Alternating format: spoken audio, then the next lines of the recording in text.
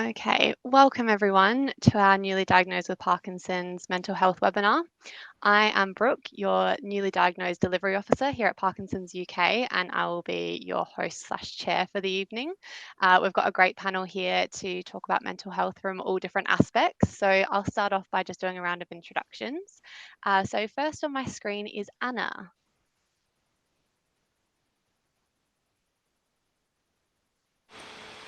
Hi, I'm Anna. I was diagnosed with Parkinson's almost 3 years ago now, and I started off with a really positive diagnosis, which really helped to sort of set me on the right path. And then about a year in, developed a massive dental health crisis. And now that I'm in a much better place, I want to sort of shout it from the rooftops of what helped me in those particular circumstances. And I'm really passionate about mental health and that people feel they can talk about it and don't have to hide away, and it's not embarrassing, and there are ways forward. Thank you, Anna. And Teresa? Good evening. It's really lovely to be here with you all. So I'm a mindfulness trainer based in East Sussex, and I've been running 8-week courses for people with Parkinson's along with Parkinson's UK for about 6 years.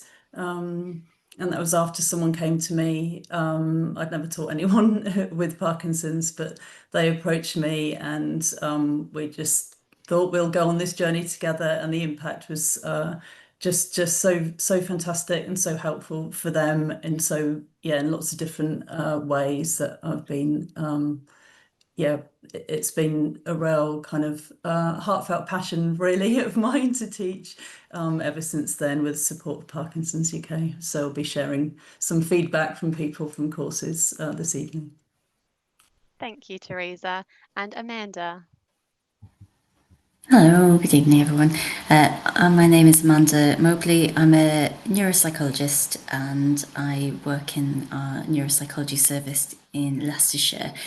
And I've worked with people with Parkinson's since I qualified in psychology about 15 years ago, and was fortunate enough to work very closely with some of our Parkinson's nurses in some of the teams I've worked in, and really saw the impact and the need for psychological support for people with Parkinson's, which is why I'm here tonight. Thank you, Amanda. And last but not least, Sandy. Oh, thank you. Yeah, so Sandy, I work on the helpline for Parkinson's UK. I've been here for just over 3 years now. We'll probably get into it a bit more as the webinar gets underway, but we have lots of calls about mental health issues from people with Parkinson's and their loved ones as well. So as we get into it, I'll be able to tell you what we can do for you on the helpline and tell you a little bit more about our services. So looking forward to imparting that with everyone. Brilliant. Thank you, Sandy. So that is our wonderful panel that we'll be coming to in a moment. Now, before we get into the content, I just want to give just a really quick disclaimer that we can't give any individual medical advice or anything on medication. So if you do need any immediate support like that, please just visit your healthcare provider. But we are going to start off by going to Amanda. And before we do, just to let you know that the Q&A function is open. So if you've got any questions throughout the webinar, please type them in and we'll try and get to as many as we can. If not, we will also be sending out a follow-up email after the webinar. So we'll try and answer as much as we can and give you as much information as possible. But Amanda, I will start by coming to you, please.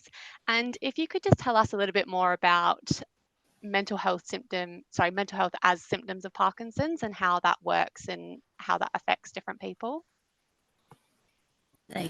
And do feel free, any of the other panel members, if you'd like to jump in as well while I'm talking. Absolutely, do feel free to, if you'd like to contribute as well.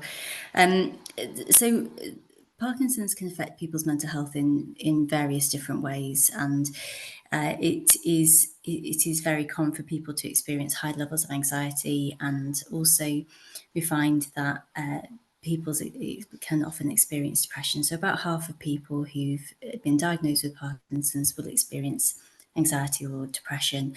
And we also find that people can experience what we call apathy as well. So finding it hard to get motivated, hard to get started on something, hard to feel the same passion maybe that they felt for things previously in the past.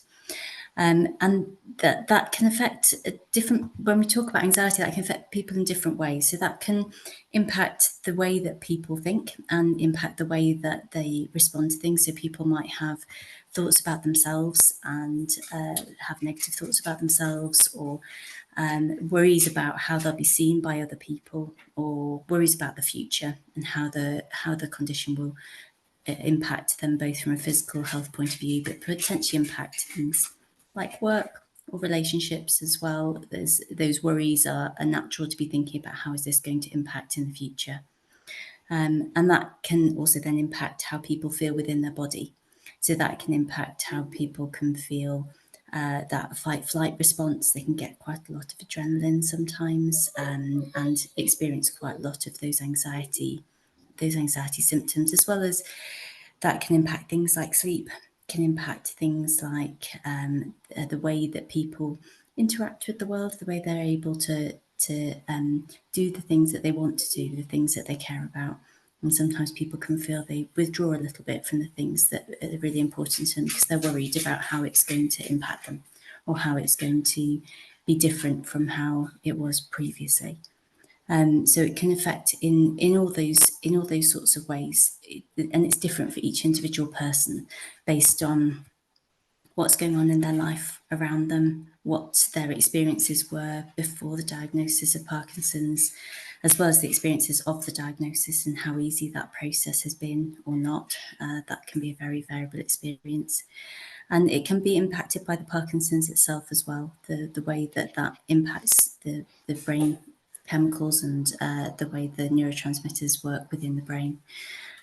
So all those things can then impact how it is for an individual. But that then is also shaped by the things that people are doing in day-to-day life and whether those things have changed. Things like work, things like activity, exercise, all of those things can also shape people's experiences of their mental health whilst they're living with Parkinson's as well. Thank you, Amanda. Does anyone else have anything they'd like to come in with there? No? No, excellent. Okay, and we'll just move on slightly, because often we talk to people who are newly diagnosed who are struggling, but they think it's just because of their diagnosis, and not just because obviously that's a really big thing in their life, but they don't actually realize that mental health symptoms are part of Parkinson's. And Anna, I wonder if we could bring you in, and if you don't mind telling us a little bit about your experience in being diagnosed with Parkinson's and then developing those mental health symptoms. Sure. I mean, I was really lucky that I had a really positive diagnosis experience.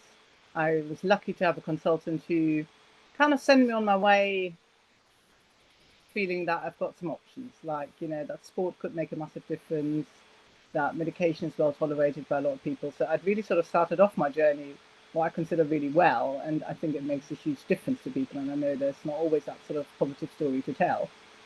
So I was diagnosed about 3 years ago now.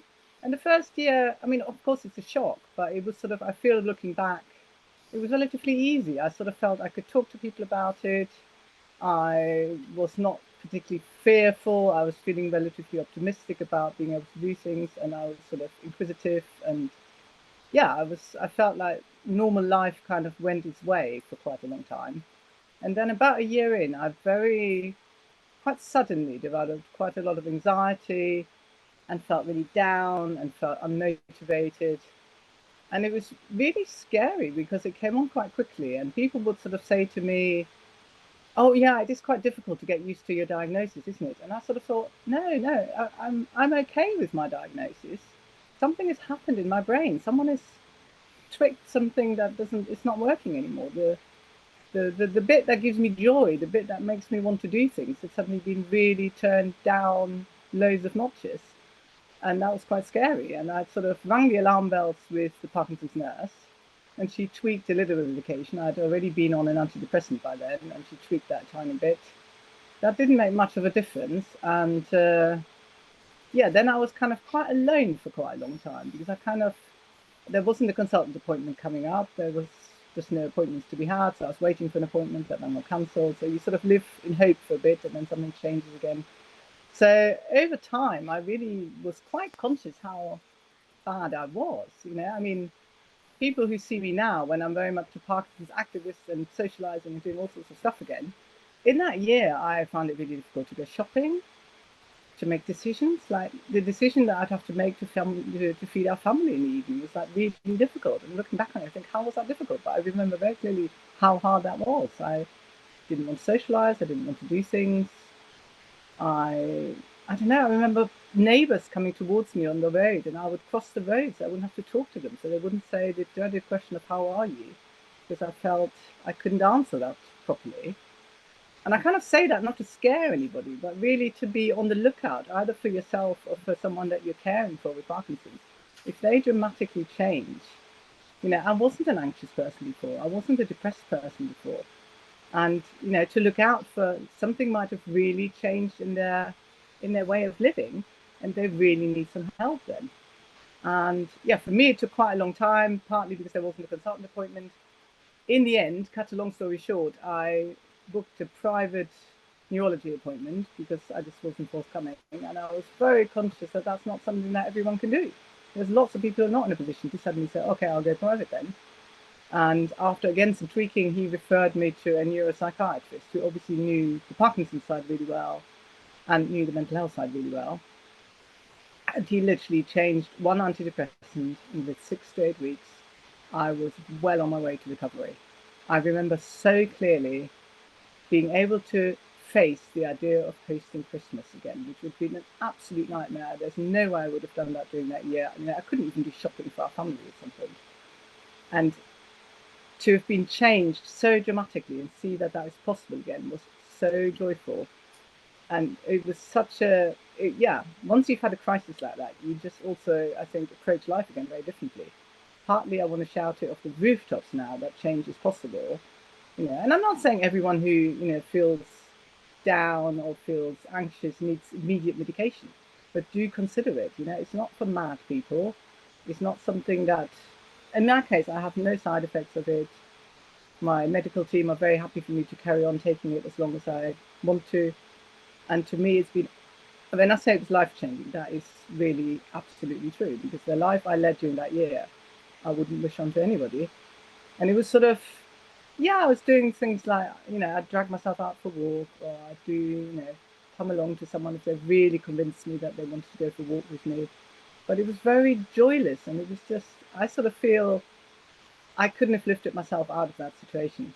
And there's other situations where people can do an awful lot with all the other things that are important, the daylight, the exercise, the socializing, the mindfulness, all these things really got a massive place. But yeah, I just want to also sort of, shout about the rooftops from, consider if that doesn't help, consider if you are unwell for a longer period of time, do consider medication, do nag your health team, ring them again if there isn't an appointment, get on their nerves. I sort of feel sometimes, we shy away and, oh, well, if there's no appointment, then I obviously don't matter, sort of thing.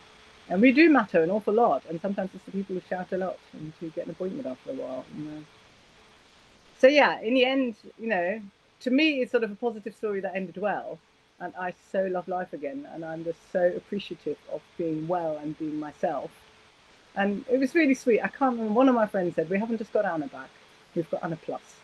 And that's what it feels like, I guess. Once you've had a big crisis, you just grab life with everything you've got. And that is so precious to me now. God, I get almost emotional about talking about that. But no, it's important, and you matter, and the person you're caring for matters, and they might not be able to do it by themselves at that point. I certainly couldn't have done it myself because I wasn't really advocating for myself at that point. Thank you so much, Anna, for sharing your experience, and we're so glad to hear you talk about it being on the other side of it now. I can't hear you. Oh, can you hear me? There we go. Yep. Yeah, thank you for sharing your experience, Anna. We really appreciate you sharing that with us and hearing that you're on the other side of that now. And Sandy, I'm wondering if you could come in there and speak a little bit about your experience in helping people with their diagnosis and also what you're supporting people with on the helpline. Yeah, absolutely. It's lovely to hear Anna's account of her experience, and I'm so sorry that you went through what you went through. And we speak to people in the same place that you've been in, and maybe are just starting to feel that things aren't going so well with their mental health. So to have people like yourself saying, you know, you've got through it and you've been open with us about how you've got through it and the things that helped you, that's such a brilliant thing to hear. And yeah, it's a common topic to our helpline actually. I think that people, if they, when they're first diagnosed, if they know anything at all about the condition, they tend to think of it as being about tremor, stiffness, slowness of movement, and you know, all the other symptoms that can come along with it that are physical and obvious. Um, so when something like low mood hits, and of course it doesn't affect everybody, so you know, people watching now, I don't want you to think this is a definite in your future, because it's not, but just to be on the lookout for any low mood. As Anna mentioned, not waiting for your next consultant's appointment to talk about how you're feeling. If you're spotting signs of low mood, depression, anxiety, apathy, speak to your GP there. You could argue that it's tougher now to get an appointment, and I know it is in lots of areas, but it's probably easier to talk to them if you haven't got a consultant's appointment or your specialist appointment coming up soon. Don't wait. That there can be waiting lists for mental health support in the form of things like talking therapies, but talk to your GP as soon as you spot any low mood issues. It's important that it's addressed as soon as possible. People do tell us as well that they've noticed when they feel low or depressed or anxious, that their physical symptoms seem more impactful as well. So another reason to, you know, to get things addressed as soon as possible. And I know we've got other people that will talk later about things that can help too. On the helpline, we're not counsellors, but we know a lot about Parkinson's, of course, and we offer a listening ear service. We have tooting our own horn here a bit, but we do get lots of people that call us and say, "Can I just talk to you?" Of course, that's absolutely fine. And at the end of talking things over, we often get people that say, "I feel so much better having talked to somebody about it." I think one of the real benefits of the helpline is that, you know, we get it. We really understand the impact Parkinson's can have on your life. And sometimes people don't want to talk to their loved ones about how they're feeling necessarily. So offloading to somebody they don't know, but somebody that gets it, can be really helpful, quite cathartic as well. We can also, on the helpline, we can signpost to other sources of support. We've got local Parkinson's advisors as well. So wherever in the UK you are, we will have one of our local advisor services that can offer local support, and there might be information on support services at local level that they can tell you about as well.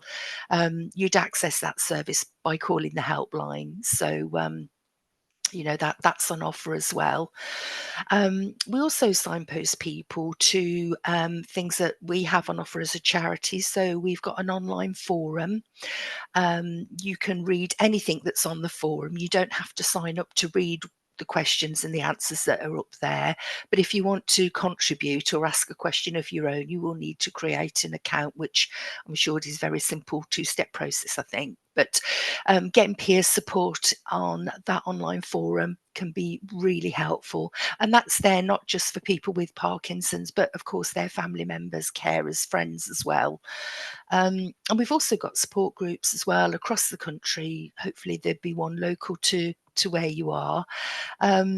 Sometimes people don't want to go to a group but do want to tap into that sort of personal support, peer support, we've got online groups that might fit the bill for you. And that's good if you don't want to physically go to a group, or if there isn't one in your area, or if it's a bit tricky to get to, then we've got all that info on our website. If it's easier for you to call the helpline to ask us about your local groups, then that's absolutely fine too. But yeah, I would say, you know, we get lots of calls about low mood, and I think it surprises people sometimes, as I mentioned. But, you know, we're here to talk anything through, anything at all that's linked to Parkinson's, then, you know, we are here for you undoubtedly.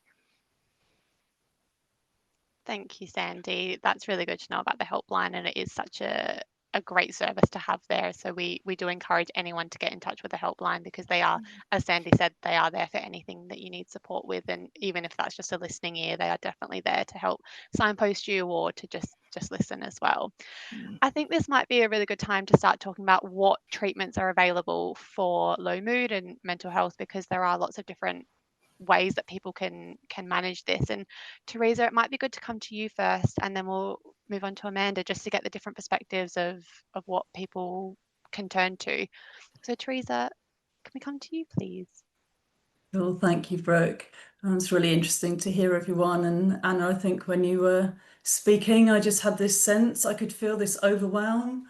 And it felt overwhelming, what you must have been experiencing. And it was something that people on courses had spoken about, along with anxiety, depression, and just being able to kind of cope. And I think because things change all the time, with symptoms during the day and week by week as well. So yeah, thank you so much for sharing your experience. So I'll just give a bit of an overview of what I've been offering. And it's an 8-week mindfulness course. It's based on this book, which is called Finding Peace in a Frantic World. And Mark Williams, who wrote the course, is professor at Oxford University. And he's one of the clinical psychologists who kind of brought some of the teachings over from America in the 90s, from a course that was set up there for stress reduction. The book is like a handbook for the 8-week course. It looks quite a big book, but it's beautiful. Everyone loves reading it, and it's set into different chapters. So each week people learn different mindfulness practices. So that might be, you know, how we eating something or just being with someone else. Are we present? You know, are we scoffing our food down, or can we actually take time over things? Or are we walking past a bird that's singing and not appreciating, you know, maybe the beauty in that moment? So there's lots of mindfulness practices during the course, as well as more formal meditations. And that includes mindful movement, body scan, sitting practices, and yeah, a little bit like yoga as well.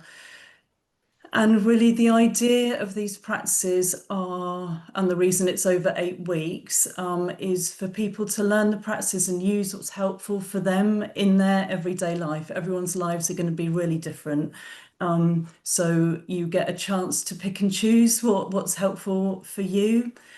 And I'll give an example of this. There's a 3-minute practice. It's called a breathing space. We can have a go on it in a second. And it can be called a practice in your pocket, because it's something that can be used in moments of kind of high stress or high anxiety. So I had people saying, I saw a musician once, and he said he would get so nervous that he couldn't play the piano because he was shaking so much. So it was practice the 3-step breathing space, just to allow that kind of soothing system in the body to calm oneself down. And then he was able to play. Or getting really stressed in a shop and not being able to get like your change out of your purse, for example. So it just gives the body, I think, Amanda, you've kind of referenced the stress response in the body. So it can have the kind of opposite effect. So there's lots and lots of practices like this.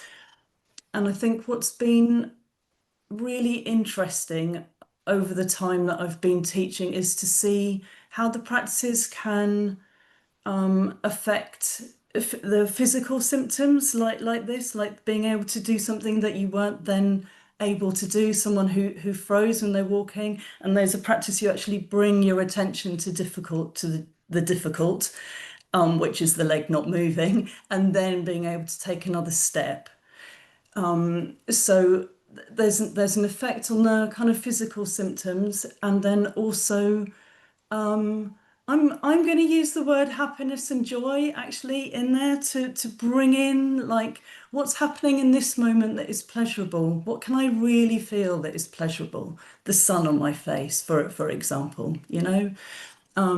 So that those are aspects as well that that people have about enjoyment now, because that worry can be overwhelming and depression can be overwhelming. So the small moments of appreciation and pleasure, I think, has been really important.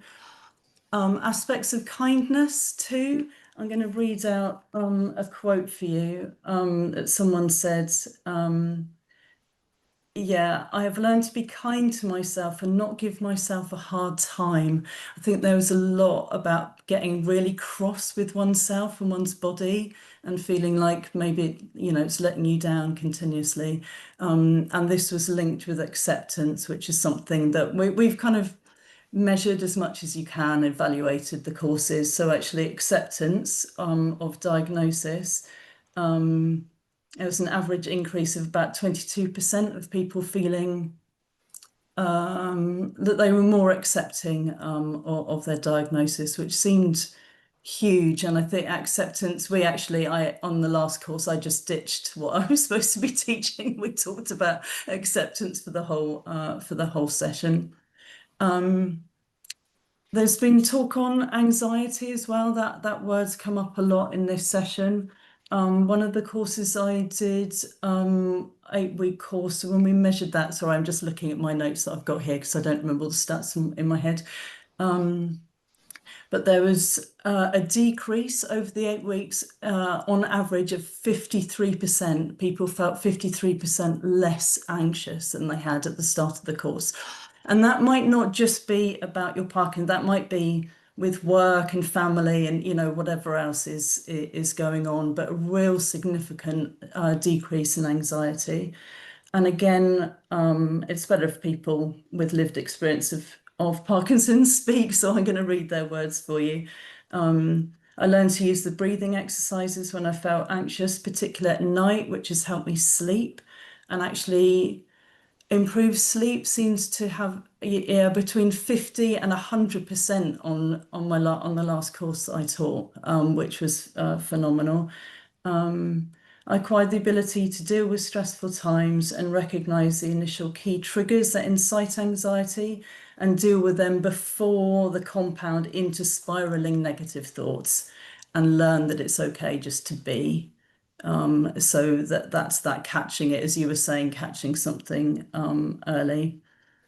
And with my Parkinson's, I've noticed that resting and allowing the bustle of every day to be decreased by being mindful in meditation improves the visible symptoms I experience. So yeah, alluding back to what you were saying there as well, Brooke. And I think there's something around how thoughts can affect us as well with low moods. So we look at this on the course, how we can notice thoughts and maybe with negative thoughts, maybe let them go, or just be aware that they're there, but not having to follow them.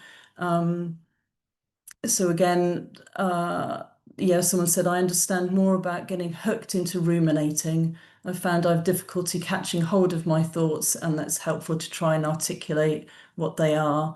So there's lots of different kind of aspects in the mindfulness courses. And yeah, I don't know if anybody else wants to come in on any of those aspects that I've talked about so far.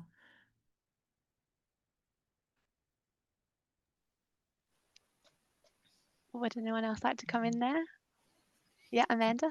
I mean, I think thank you for sharing that, Teresa, and I think it seems like it's a really comprehensive course that you've been running as well, kind of looking at all the different aspects that might be going on for somebody and kind of using those mindfulness-based approaches. And I was interested in kind of how people access that within your area, and I can talk a bit about kind of access to other services kind of across the patch. But I was interested in kind of how people access that service to yourself, just so that I can be clear about that. Thanks. Yeah, at the moment there isn't anything planned, and it's really been through the area manager for Kent and East Sussex. So there have been some in-person courses and also online. So it is something, yeah, that might be able to. I don't know, I'm looking at Brooke here from Parkinson's UK, to look into, because I think there is something about being in a group and experience that as a group, and being able to share that. There is, and we will share this, there is an app, it's really recent, I think it was, is it July, maybe? It's really, really recent that an app's been developed with Parkinson's UK and the Oxford Mindfulness Centre at the university. So the practices on there are beautiful, and they go with this book. But you know, it's more difficult to do on your own. I really would encourage you to be part of the group. Thanks. Thank you, Teresa. Yeah, we will share the information for the app and the book and anything, any more information about Teresa's courses in the follow-up email that we send after this. But Amanda, I wanted to come to you next, just about accessing the different treatments and what you recommend as well from your perspective. Yeah, of course. I think it's very variable by region. So there's not kind of one path in.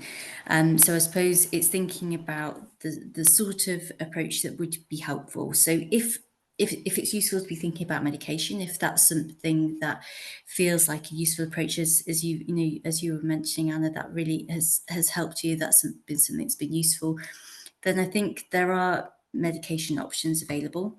And that would be about speaking to your medical consultant or your Parkinson's nurse or your GP, because there's lots of different options available, but it's important that they align with the rest of the Parkinson's medication that is being taken at the same time, to make sure that there's not interacting effects and things like that. So it's important that that conversation's had with somebody who knows and understands about Parkinson's, someone who you feel comfortable to speak to.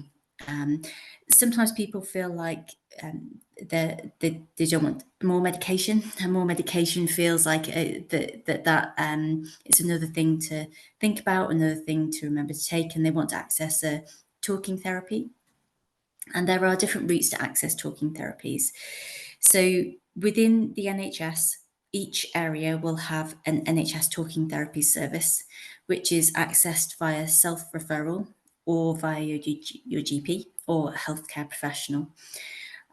They are sometimes run by the local NHS trust, and they're sometimes run by the sector providers, but they are all part of. They're not privately paid for. They're all part of the NHS provision, and there will be a local route to think about that. Now, that the options that are available within that talking therapies, primary care talking therapies approach, is typically a set number of sessions to look at mild to moderate anxiety or depression. And it typically is using a cognitive behaviour therapy approach, which is looking at the thoughts that you have and the way that that is interacting with your experiences as well. And if there's ways of looking at things in a different ways of connecting with values and what's important to you, ways of thinking about the world that enable you to see things from a different perspective. There are, in addition to the primary care services, there are secondary care mental health services. And this is when somebody maybe has a more severe or enduring mental health problem. And that is where you might be able to access a psychiatrist, or you might have support from a community mental health team if that's needed at that point. And there's often a psychologist who's linked into those teams as well. So often there's an opportunity for talking therapies alongside that input as well. And then in some regions, there's also availability for specialist services. And that's where you might have a neuropsychology service or a neuropsychiatry service. And that they're clinicians who are trained both in mental health and also in neurology.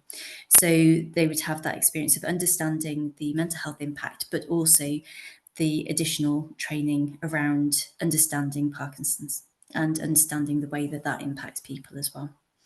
And so a neuropsychiatrist might look more at the medication side of things and might look more at the medical options, whereas a neuropsychologist will look more at a talking therapies or formulation-led approach, integrating what's happening in the brain with how that's impacting on somebody's day-to-day life. If you're unsure of where to go or how to access those services, a good starting point is talking to the Parkinson's specialist nurses who will know what's available in your local area, or speaking to the helpline, as Sandy's mentioned, who again will be able to link up within the local area what's available. Sometimes it can be quite difficult to navigate exactly which services are available locally. The GP is also often a good first port of call because they will be aware of kind of what the mental health pathways are within a local region. But it is also really important when thinking about support options to think about those provided things that you've also mentioned as well, Teresa, thinking about things like sleep, thinking about things like diet and appetite, staying well hydrated, thinking about exercise, thinking about those other factors which can also help support our mental health and support our well-being. However that works on an individual basis, because everyone has different relationships with those aspects of life. But thinking about those kind of wider connections that support our well-being and our mental health as well. And then there's also the social support options as well that Sandy's mentioned, things like the support groups. Often there can be access to counselling in some regions that's available through either through NHS talking therapies or third sector providers. But if you are concerned about your mental health and you don't feel able to keep yourself safe, there are also local crisis services, and NHS 111 have also launched a mental health option now. So if you do feel concerned that you're not able to keep yourself safe or you're really worried about somebody else, NHS 111, the mental health option, if that is kind of where things are, is a good way to be able to link into services if you need something right then and there as well. It can be tricky to know who's who within mental health services because there's lots of different terms that all sound very similar. I won't go through them all, but I'm happy to answer any in the Q&A if you want to know what a particular term is, or if it's useful to kind of have a think about that. Broadly speaking, a psychiatrist is somebody who's done medical training, who will prescribe medication and be looking at mental health diagnoses. And a psychologist has done a doctoral degree in psychology rather than medicine, and they provide more talking therapies and don't typically prescribe medication or sort of look down a diagnostic type route. But you also have psychotherapists as well who have done specialist training qualifications within a particular stream therapeutic model. So there's also a range of other mental health professionals who are also involved in supporting people, and you might meet along a journey. Thank you so much for that, Amanda. And just as Amanda highlighted there, it is really important to know that those crisis lines are there if you need any immediate support. So I definitely just wanted to highlight that again. Sandy, did you have anything that you wanted to come in with there before we move on? Yeah, I think as Amanda said, there's so many different sort of branches. I think sometimes people don't know which professional will be the right fit for them and how they're feeling.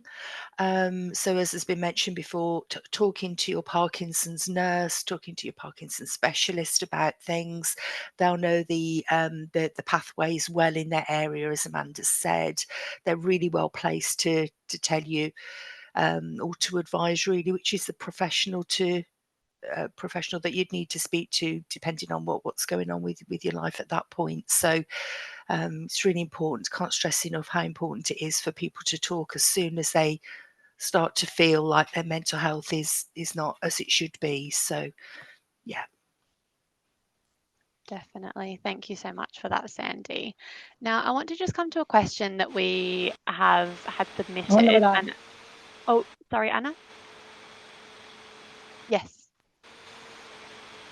I'm wondering whether I can jump in there. One thing that occurred to me still that I hadn't really talked about, and I think it's quite important in all of this. I think, had I had a bad knee during that time, and someone would ask me, "Oh, is your knee better now?" and I would just say, "Well, no, my knee isn't better yet," and I wouldn't really feel any sort of shame about that. It's just my knee is bad, and it's still bad, but it's okay. I think with mental health, there's so much. I felt such shame that I was still feeling so awful, and surely it was my responsibility now that I should be feeling better, and time has gone on, and I think that's something that people really underestimate. That it's, yeah, as much as we are as a society, I think, better at talking about mental health, there still is quite a lot of it is just very different from a physical illness. I felt I should have definitely been able to sort this out by now, and I obviously haven't, and just thought that was important to throw into the mix still, to be aware of that. But yeah, people just often don't feel that comfortable talking about it, and also to be mindful of people, your friends who don't expect them to get better by themselves.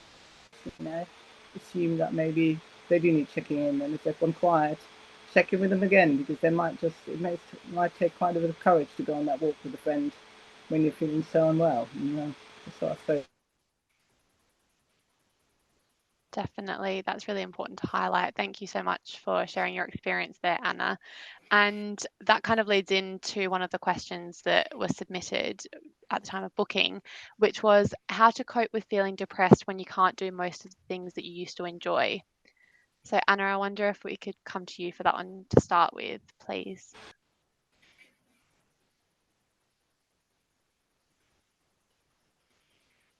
Sorry, I lost the last bit. Did you ask me? Yes. Did you get the question? Yeah, I think it's a really tricky one. I kind of my brain knew that I should be going for walks, I should go in the sunshine, I should get some daylight, I should do some exercise, and it's incredibly hard to do that when you're really, really down in the dumps. And sometimes it's about doing it.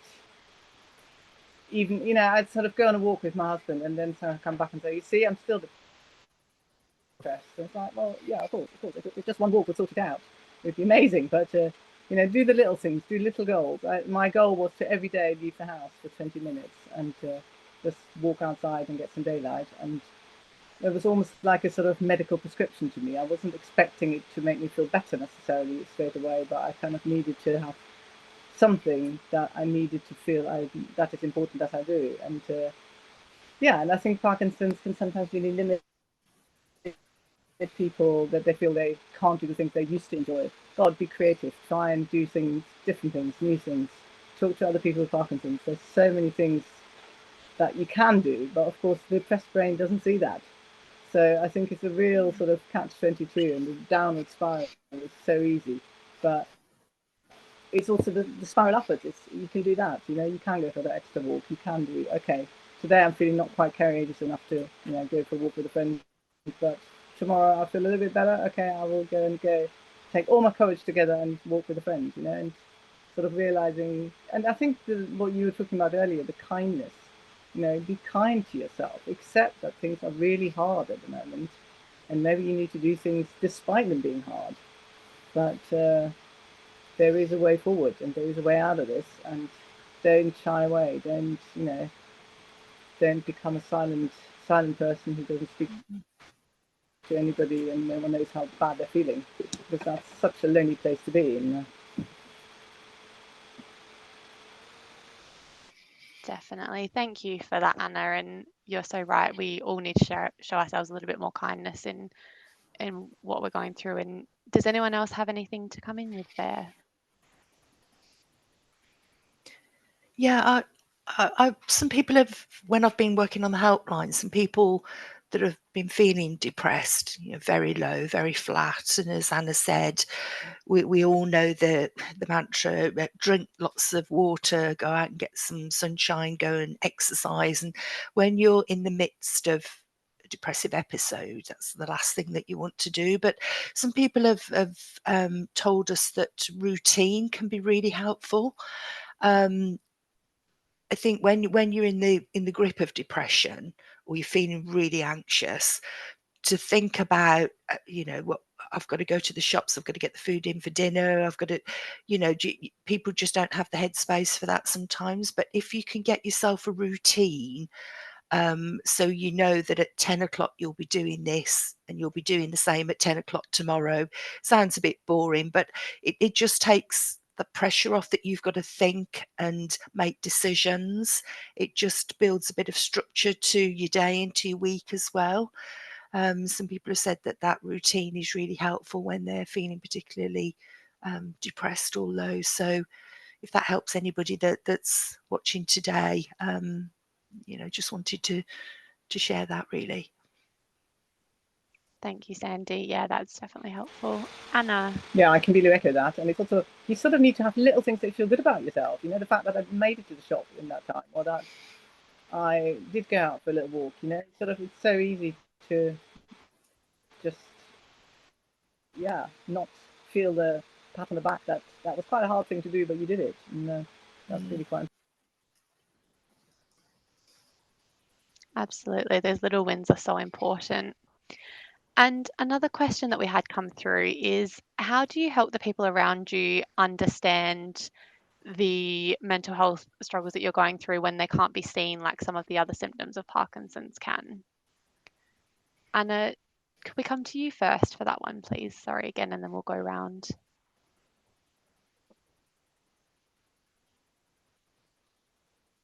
Oh, Anna, are you with us? Yeah. Sorry. Yeah.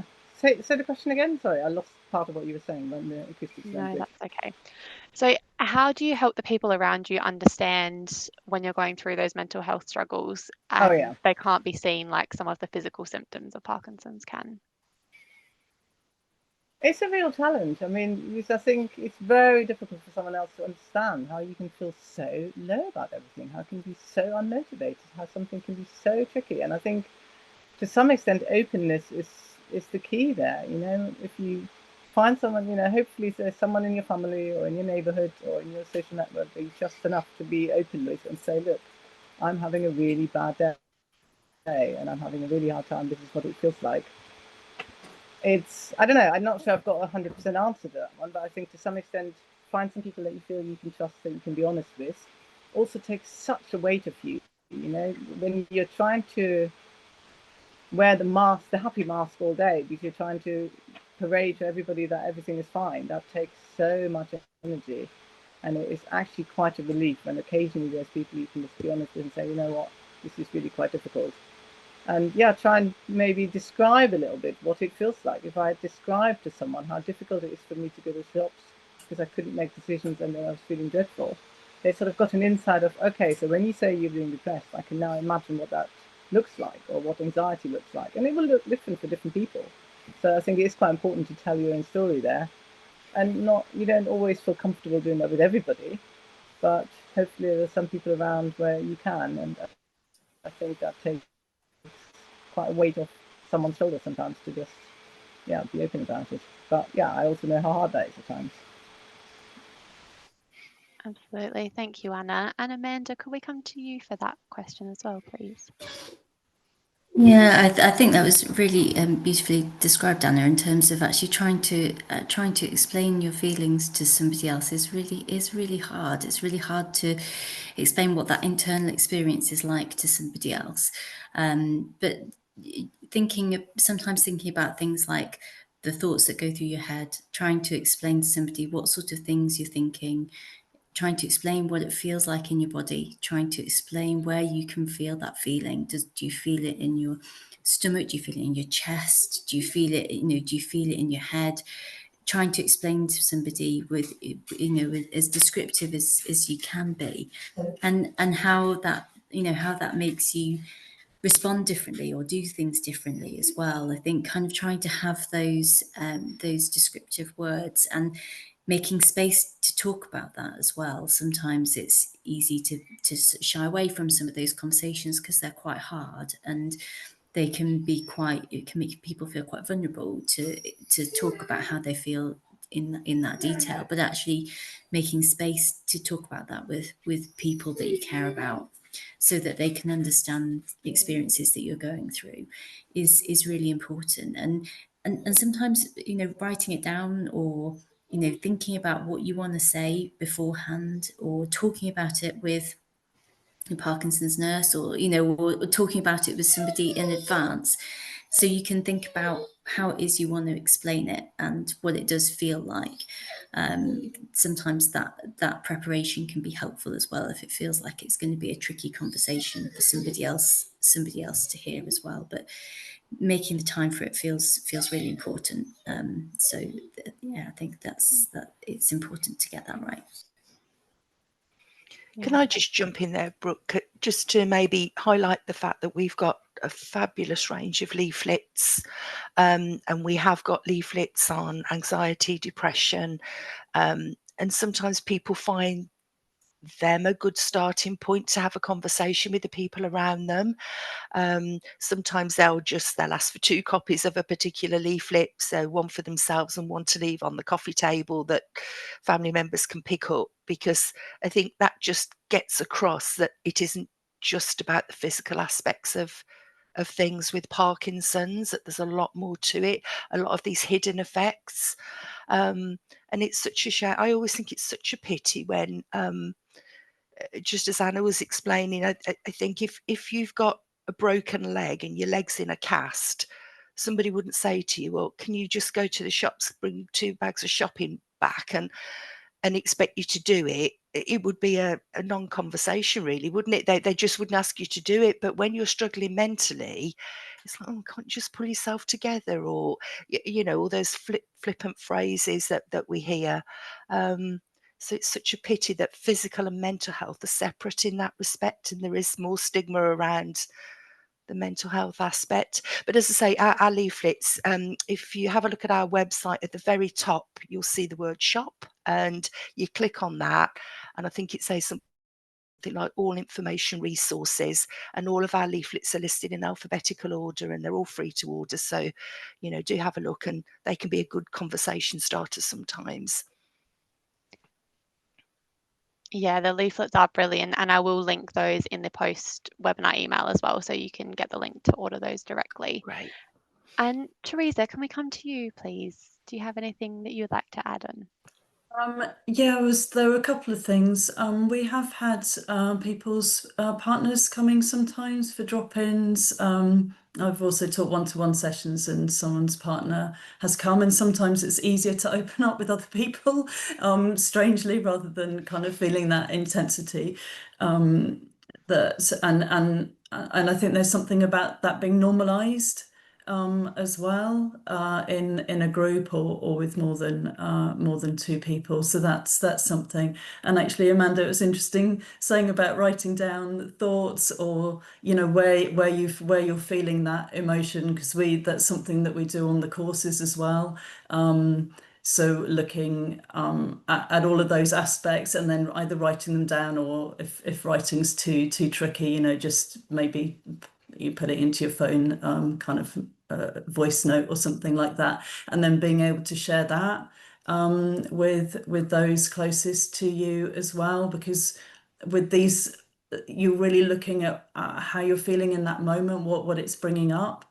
So rather than it being more than that, or therapy, as it were, it's a real insight into your experience in that moment, and really honouring that experience. Because obviously we always want to push away things that are difficult, and I think maybe really honouring what's here is also really important. Thank you, Teresa.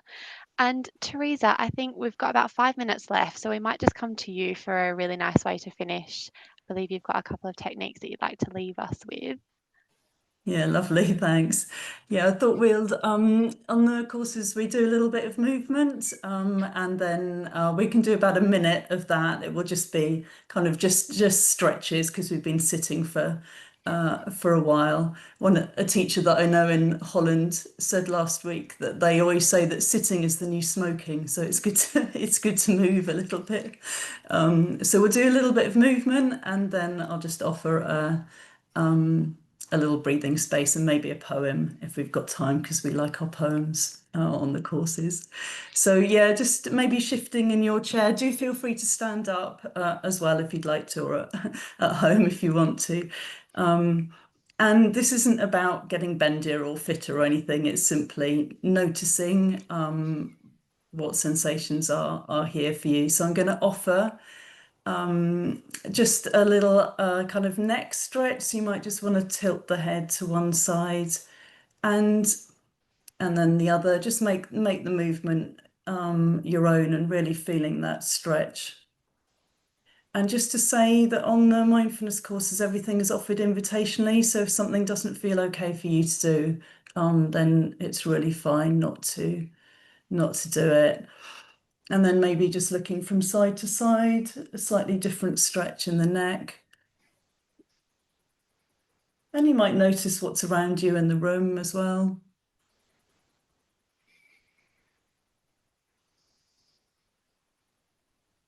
And coming back to the center. And again, if you'd like to invitationally to roll your shoulders back and just noticing any sensations here in the shoulders or the arms or sound. Mine are really crunchy, so you might notice sounds. And you might want to do one and then the other, and then maybe the other way. So really just working with your body, listening to what your body needs in this moment. And then maybe coming to the wrists and just allowing them to move in whatever way your body wishes to move. And then coming back to stillness. And you might notice kind of echoes of that movement in your body. And then just allowing yourself to rest here. And there might still, obviously, there might be movement. Your hand or one hand might be moving, or, you know, whatever is here for you, and that's fine. None of us are ever in stillness. So an invitation to notice what's here for you in this moment. You might notice sounds around. You might be hungry. You might be really tired. And allowing that to be here. Just checking in and allowing yourself to be as you are.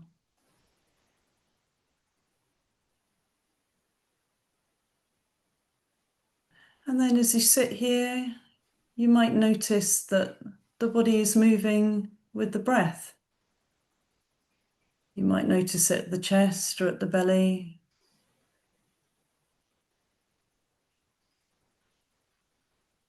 Gathering your attention to rest with your breath, however it is. It might be shallow, it might be deep. And it's something that is happening right now, in this moment.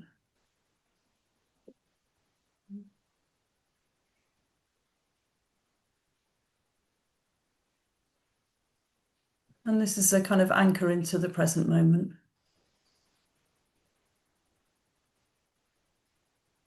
And then just gently expanding around the breath. Out to your whole body. You might notice your feet on the floor, or you might be lying down. You might notice your back on whatever is supporting it. The weight of the hands, your body as a whole.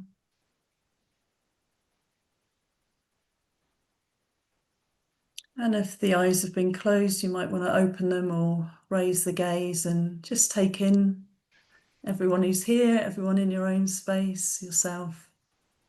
I've noticed the time, so I'll end that practice there. Thank you.